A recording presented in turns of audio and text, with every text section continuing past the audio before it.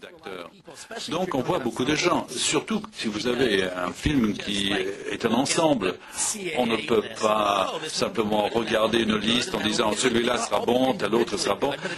Ils peuvent tous être bons individuellement, mais pas nécessairement ensemble. Dans Reservoir Dogs, on n'a pas fait un casting avec tel ou tel, avec les jeunes qui étaient en train de monter. Je regardais tout un chacun pour trouver la bonne combinaison dans Reservoir Dogs et dans ce film, dans le boulevard de la mort. Plusieurs de ces femmes, bon, si il s'agissait de les mélanger, il y avait beaucoup de diversité, beaucoup d'intérêt, d'aller et venir. Je suis très fier de ce casting, comme dans Reservoir Dogs, c'est vraiment un casting d'ensemble. La personne qui savait qu'il y avait un rôle, c'était Zoé. Zoé n'était pas obligée d'auditionner. Il a fallu que je me mette à genoux pour lui prier de jouer ce rôle.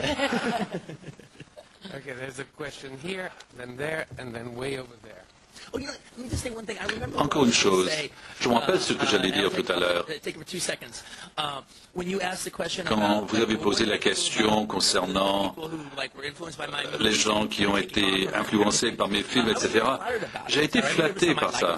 Il y en avait certains que j'aimais bien, d'autres que j'aimais moins bien, mais Reservoir Dogs, c'était assez semblable dans son sous-genre à Fistful of Dollars, parce que ce film était un hit, c'était un nouveau style, un nouveau type de western, donc il y avait un nouveau sous-genre de film western spaghetti.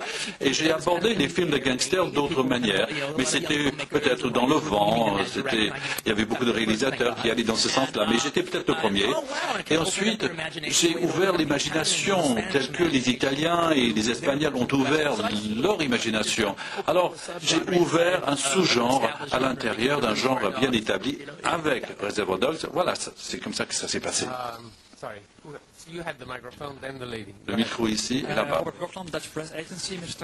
Monsieur Tarantino, vous êtes bien connu pour votre relation avec les Pays-Bas dans vos films. On les a vus hier soir, mais il n'y avait pas de mention, une sorte de relation avec les Pays-Bas. Est-ce qu'il y avait une allusion aux Pays-Bas dans votre film? Le genre de choses que je fais comme ça, c'est organique. Ce n'est pas que j'ai une liste d'allusions que je dois faire, voilà, ceci, cela, etc. J'ai été accusé d'être très autoréflexif en tant que réalisateur. Je ne pense pas que ce soit le cas. J'essaie de mettre fin à ça. Peut-être au moins dans ce film-là, parce qu'il y a le téléphone de Rosario, avec le thème de Kill Bill. Je me suis dit, voilà, peu importe, la plupart du temps, que ce soit une allusion aux Pays-Bas ou une autre référence, ça doit venir, ça doit découler du film. Avec les scènes tournées dans le coffre de la voiture, voilà, des fois je les tourne, c'est en fonction du film.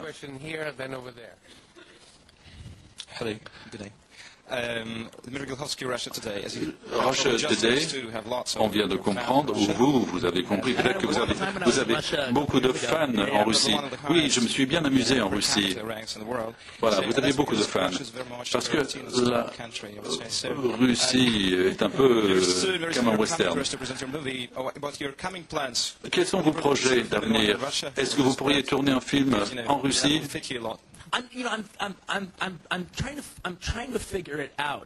Je cherche à savoir quel sera mon programme pour l'étranger. Je ne sais pas encore. Je vais me rendre dans différents endroits, mais j'ai très envie d'écrire mon prochain scénario. Je veux vraiment le faire. Alors, je vais y penser cet été, exactement les pays que je vais visiter. Ça dépend un peu quand ils vont lancer mon film. Les pays qui ouvrent le film, qui distribuent le film vers la fin de l'été, c'est là où je pourrais me rendre à la fin de l'été. Peut-être que je me rendrai en Russie, sinon pour le prochain film, je vous promets. Mais il veut que vous tourniez en Russie. Voilà, c'est vrai. C'était ça la question. On me pose des questions comme ça tout le temps. J'aimerais tourner en Russie, mais il faut que les matériaux soient là, que l'histoire soit là. Je pense que j'aurais besoin, par exemple, si j'avais une histoire qui serait bonne pour la Russie, mais il faudrait que je me rende en Russie pendant quelque temps. Il faut que je m'imprègne de la Russie pour avoir un sentiment de ce que c'est que d'être dans la rue. Et c'est ça qu'il veut que vous fassiez. Mais je le ferai, mais pour l'instant, j'attends la bonne histoire. À ce moment-là, je le ferai.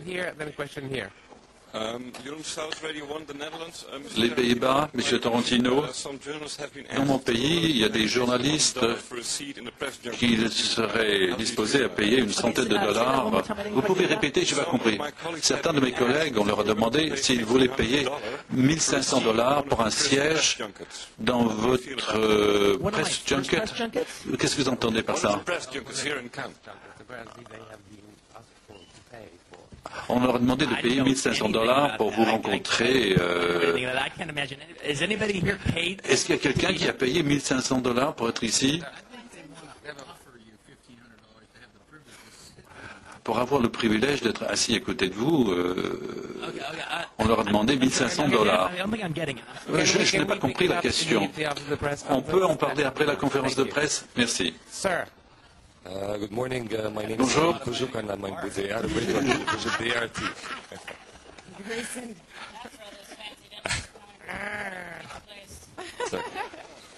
Shall I proceed? Je peux continuer? Okay. My name is Karim. Karima, je travaille avec la télévision arabe pour M. Quentin Tarantino. Il y a beaucoup de gens ici qui pensent que vous êtes l'un des favoris dans ce festival. Qu'est-ce que vous en pensez? Autre chose qui n'a rien à voir avec vos films, mais avec vous personnellement, qu'est-ce que c'est pour vous d'être aussi célèbre? Comment vous faites face à votre rang de star?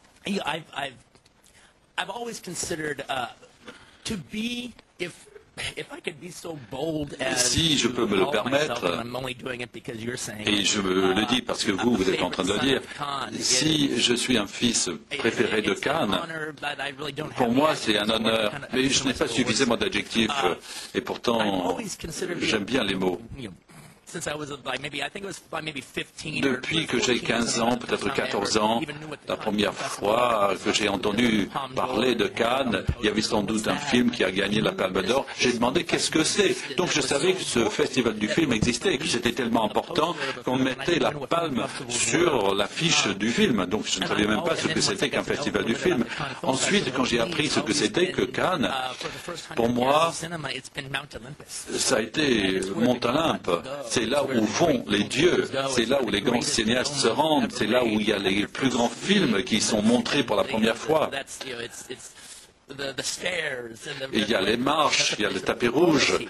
C'est ça, c'est prévu pour la royauté. Donc être accepté, être invité à Cannes, être accepté à Cannes, jouer la semaine de la critique à Cannes, c'est un honneur extraordinaire. Et le moment le plus fort, ma plus grande fierté, c'était de gagner la Palme d'Or. Nous nous rappelons la caméra sur votre visage quand on vous a vu et votre réaction quand Clint Eastwood a dit Pulp Fiction. Votre mâchoire est tombée. Je pensais que c'était Red qui allait gagner, donc j'étais étonné. C'était la seule fois où j'ai crié contre Harvey, parce que je pensais qu'on allait recevoir quelque chose, parce qu'on m'a dit il faut y aller. C'est Gilles Jacob qui me l'a dit. Et j'ai vu toutes les récompenses, on n'avait pas ceci, on n'avait pas cela. Et enfin, il n'y avait que la Palme d'Or qui restait. Et Harvey m'a dit, mon Dieu, tu viens de garder la Palme d'Or. Tu viens de gagner. Arrête-toi. Pulp Fiction. Ensuite, je me suis levé comme si c'était un match de football, comme si j'étais un hooligan dans un match de foot. Toute cette expérience, le slogan que j'ai fait.